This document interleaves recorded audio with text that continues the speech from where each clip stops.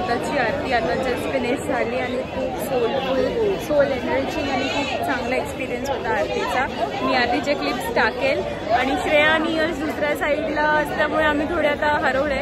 आमचे दर्शन पण खूप चांगले झाले आरतीनंतरचे. आता पॉझिटिव्ह वाटतोय. आरती जी असते ती एकदम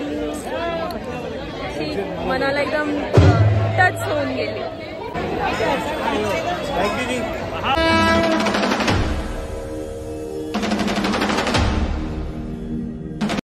हॅलो गाईज, तर आता आपण महाकाल लोकमध्ये एंटर केलेलो आहोत. फ्री ऑफ चार्ज आहे. महाकाल मंदिराच्या बाजूलाचा महाकाल कॉरिडोर बनलेला आहे आणि रात्री इथे लाइटिंग्स वगैरे केले जातात. रात्रभर हे चालू असतं आणि इथले भव्य दिव्य जे मोठे मोठे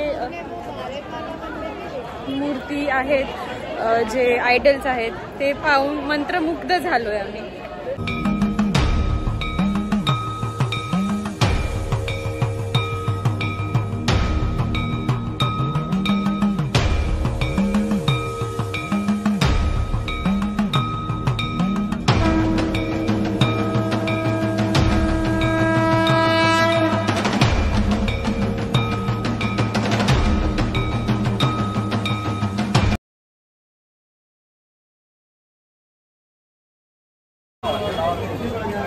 हॅलो गाईज, मी घेतली रबडी.